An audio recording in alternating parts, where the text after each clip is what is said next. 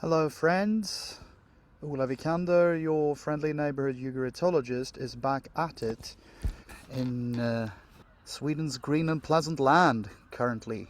It's actually not a green screen background, as it were. It's an actual green screen.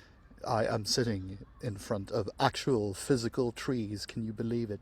Today I would like to talk to you a little about how Biblical Hebrew is taught, or, well, to be more specific, how it's taught where I teach at Lund University in the south of Sweden.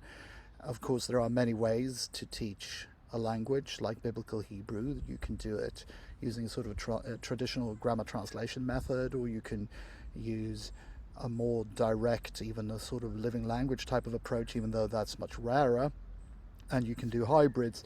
The traditional way, of course, to teach a classical language such as Classical Hebrew is the grammar translation method, and that's basically what we adhere to. This method does have its critics, but the good thing about it is it gets you up to speed in reading ability very quickly, which is what these courses are intended to do. So I'd just like to tell you a little bit of how we do this and how we go through the Hebrew language and its structure in quite a short time, because that's another thing I'd like to underscore here, that these courses that we give, the main sort of student population towards which they're aimed, not the entire student population, I always try to make this clear, but a big part of it is people studying for various roles in religious communities and so on.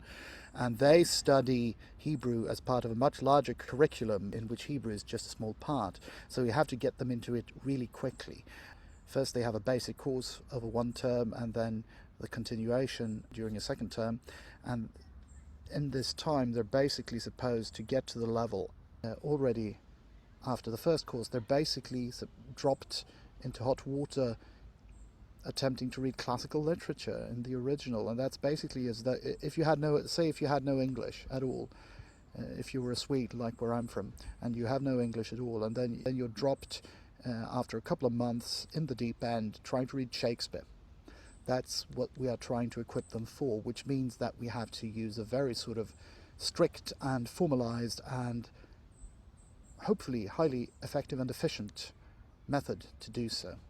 So what we do, we begin during the first weeks obviously with the basics, the position of Hebrew within the Semitic language family and stuff like that, which touches upon what I talked about in previous videos. And then we go into the writing system, the letters of the Hebrew alphabet, and the nikud, that is the Masoretic vowel points, which we study quite closely. I mean, many people who learn modern Hebrew learn the nikud pretty offhandedly. You know, you just learn that a qamet and a patach, for example, are pronounced the same way. We don't do that. We discuss more deeply why these signs are actually different and what the differences historically were and so on. And I also tend to discuss at some length the historical realization of the various consonant phonemes, the pharyngeals, the emphatics and so on, the a and ha sounds, and the t and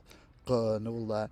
And I always tell my students that I will use a reconstructed classicizing pronunciation, that they're free to do whatever they want, but if they do that, they get kind of a mental gold star from me at least. So we go through the phonology and the writing in about 2 weeks.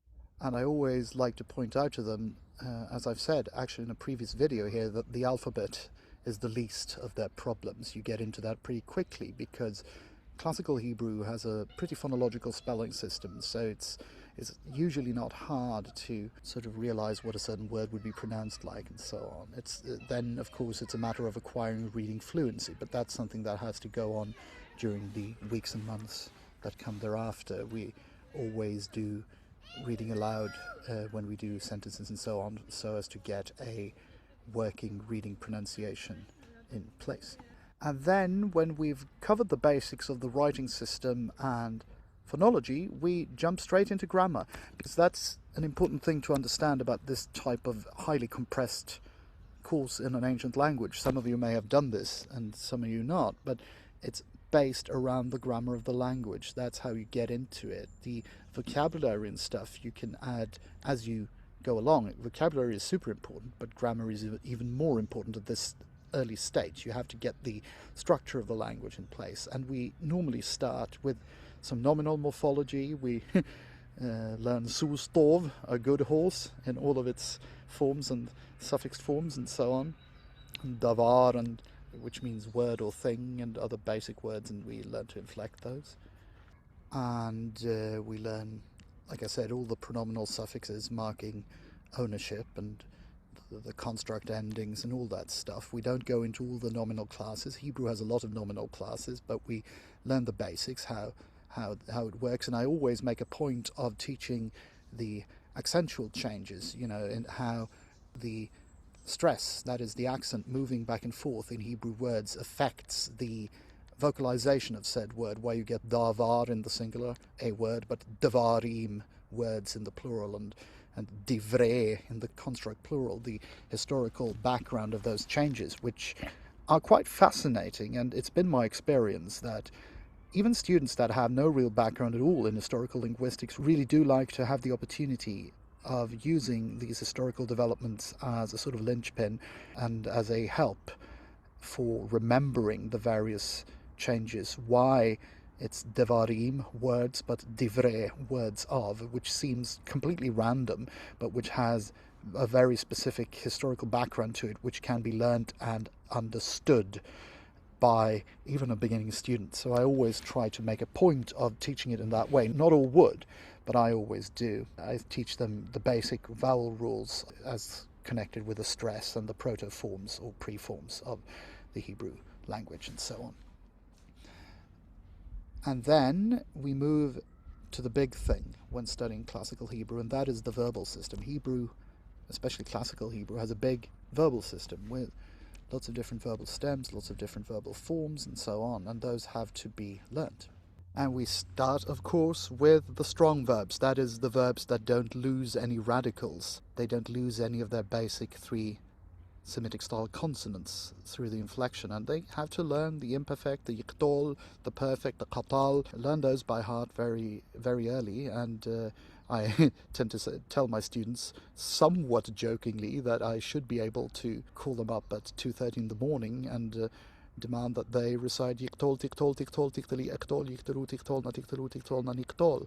I have never yet done that, but I think it's a good mindset to have, that you really have to learn this stuff by heart. And why do you have to learn it by heart?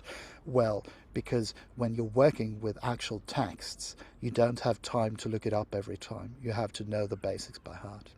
And we spend quite a bit of time on the wayiktol, that is the narrative imperfect consecutive, the wonderful narrative form of Biblical Hebrew on which I did a video previously, and how that came to be and what its historical background is and what its uses are, because it's such an important form.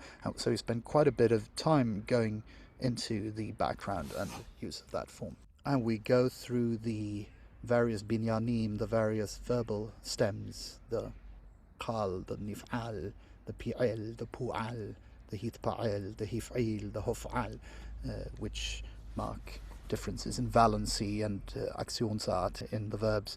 We go through those one by one, often in a contrastive way, looking at how the other derived verbal stems differ from the basic stem, the so-called qal stem. And that brings us to about the midpoint, a little later, but about the midpoint of the first course, mostly given in autumns. And then when we've built this beautiful big regular structure, we tear it all down by introducing the weak verbs. That is, the verbs that do lose some of their basic consonants, their radicals, through their inflectional changes. And this can sometimes come as a bit of a shock to the students, that all they previously learned is suddenly up for debate.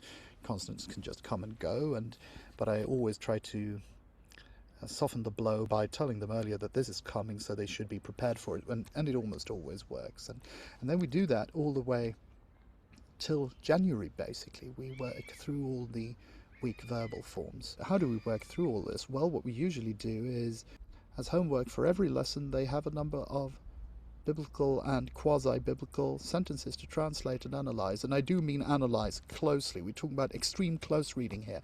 Every form is to be analyzed. Every piece of syntax is to be understood. Nothing is to be left to chance.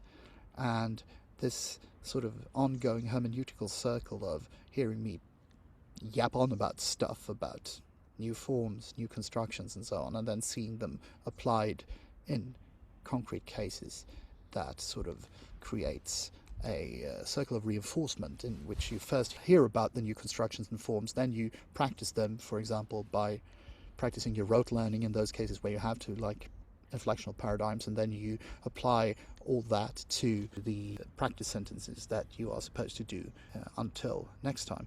And I always make this point that the real learning often happens during that translation work, that meticulous and analytical translation work where you analyze every verbal form into its minutest details. That's often where it happens.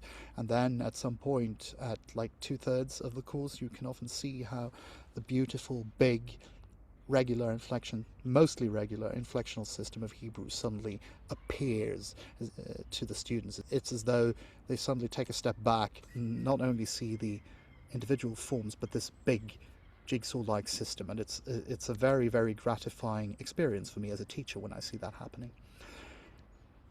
And then during the second course, we read actual longer texts. We read texts from Genesis, we read texts from Exodus, a bit of Isaiah and a bit of Psalms. During that second course, they not only read the text philologically, but the students are also required to perform exegetical analysis of said texts from a theological yet historical critical perspective, so that they get trained not only in the philology but also in analysing the contents. And that's often very gratifying both for them and me, and to see the linguistics being put to good use as a tool of religio-historical/theological understanding, or what I would refer to as exegetical understanding, biblical studies understanding.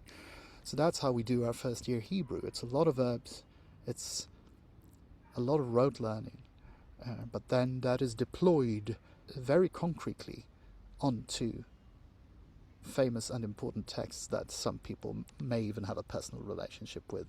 Not all of them. I always like to point this out, that even though about 80% of our students are studying Hebrew for religious reasons, that is not the case for all, and everybody has to know that. But yeah, it tends to be a pretty great experience, certainly for me as a teacher, but hopefully for the students as well. And I'll be starting a new group in late August, early September, and I'm really looking forward to it. After the first year, obviously, we have continuing Hebrew courses, like we have an advanced course where we do advanced readings from Psalms or Isaiah, for example. Mostly it's Psalms and Isaiah, and with lots of secondary readings to go with that, both to increase your knowledge of the Hebrew language and of biblical studies as a critical discipline. So that's how we do beginners Hebrew, classical Hebrew, at Lund. And said Hebrew texts really do read best in, the original language, classical Hebrew. Thanks and goodbye.